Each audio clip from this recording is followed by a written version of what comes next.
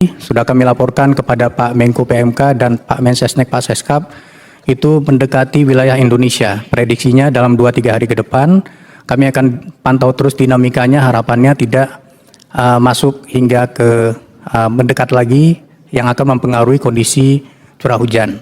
Selanjutnya di bagian selatan dari Bali, Nusa Tenggara, serta Jawa Timur itu ada bibit siklon 93S, serta baru saja siang tadi muncul satu bibit siklon lagi di selatan Papua yaitu 95S.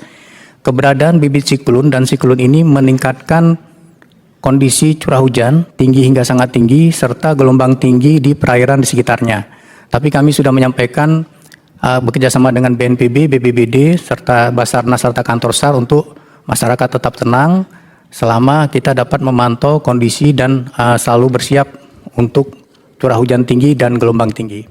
Selanjutnya, ya ini tadi pergerakan yang warna hitam itu adalah tanggal sudah terjadi, yang warna biru itu adalah prediksi. Nah, prediksi ini Indonesia tidak sendirian. Indonesia ditunjuk oleh WMO untuk menjadi Tropical Cyclone Warning Center. Kita harus terus berkomunikasi dengan Australia, Jepang, dan juga India untuk menentukan prediksi dari Tropical Cyclone Bakung ini yang sekarang mendekat ke arah Indonesia. Bahkan sempat tercatat pada 14 Desember dia masuk ke kategori 3 dengan kecepatan angin mencapai 65 knot. Ya, ini sangat berbahaya, tapi kemudian turun lagi ke kategori 2 dan sekarang harapannya sudah mendekat ke kategori 1. Selanjutnya, ini adalah modifikasi cuaca, operasi modifikasi cuaca yang kita lakukan untuk mencegat awan-awan hujan yang mendekati daratan Indonesia. Jadi kalau dia mendekat, nanti awan hujan, awan konvektif itu kita semai dengan bahan semai dari NaCl agar dia jatuh di tempat-tempat seperti di perairan atau di laut atau di tempat-tempat yang tidak berbahaya. Atau kalau sudah sampai misalnya di atas Jakarta, itu kita tebarkan kapur tohor atau CAO agar dia terpecah dan tidak terjadi hujan. Jadi operasi modifikasi cuaca ini bisa untuk menyebabkan terjadi hujan atau mencegah terjadi hujan. Saat ini ada 6 provinsi yang melakukan operasi modifikasi cuaca yang mampu menurunkan curah hujan 20-50% Bapak Presiden. Jadi ini sangat membantu untuk mengendalikan atau memitigasi bencana-bencana hidrometeorologi yang mungkin diakibatkan oleh cuaca ekstrim. Selanjutnya, ya ini lokasi yang kita lakukan. Sekarang juga ada di Jawa Barat dan Jawa Timur, harapannya hari ini mulai di Lampung dan juga ada nanti mungkin di Bali dan Jawa Tengah. Selanjutnya, BNPB, BMKG di bawah koordinasi Kementerian Perhubungan juga membuat platform informasi cuaca untuk transportasi darat, laut, udara. Untuk yang udara seperti kita ketahui banyak pertanyaan tadi ketika saya hadir di sini, apakah penerbangan aman? Itu kalau tidak aman, pesawat tidak diizinkan terbang biasanya. Ada meternya.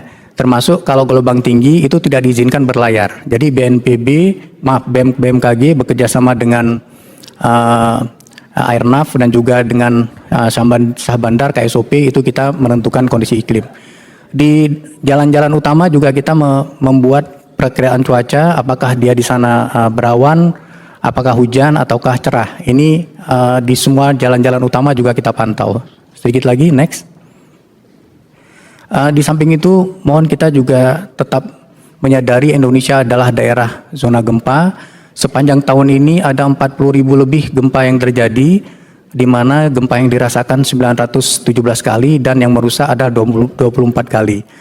Ini terpantau di UPT BMKG, stasiun-stasiun yang tersebar di 191 daerah di Indonesia dengan 10.000 lebih aloptama yang memantau kondisi cuaca dan gempa tsunami. Selanjutnya, ya ini lokasi gempa selama tahun ini saja Bapak Ibu sekalian.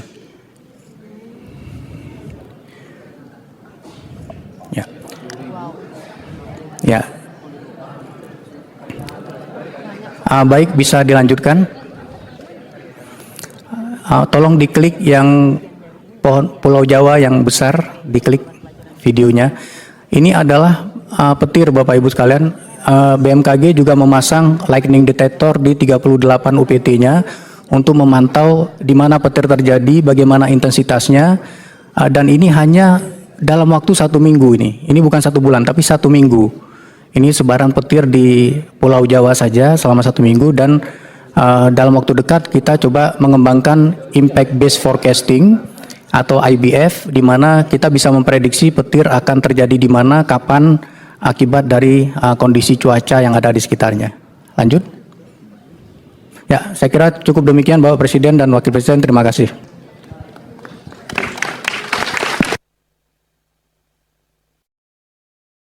Takut juga ya. Baik, saya kira kita sudah cukup intensif ya, kita dengar laporan dari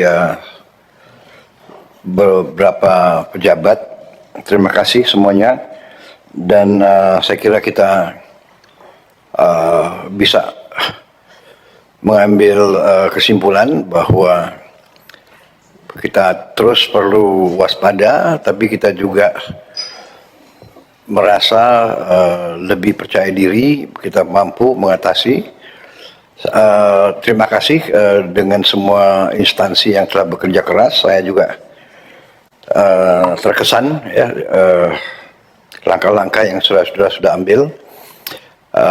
Marilah kita hadapi akhir tahun dengan waspada, tapi tetap optimis, dan kita percaya sekali lagi pada kekuatan kita sendiri.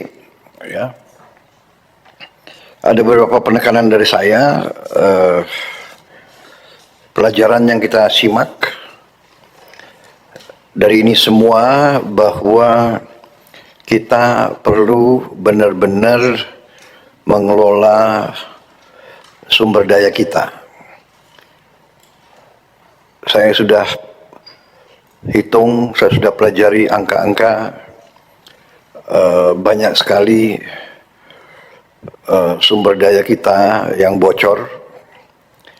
Sedikit demi sedikit kita tutup.